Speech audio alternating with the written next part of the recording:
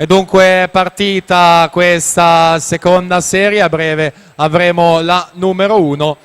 Invitiamo pertanto anche le ragazze che hanno appena terminato i misti, Cusinato Ilaria, Arianna Castiglioni e Veronica Lucchese in zona podio. Effettueremo anche quelle premiazioni al termine dei misti al maschile. Alessandro Calcagni 27.05 al miglior passaggio dopo la frazione del dorso, con Carossa e Cescon che seguono in seconda e terza posizione.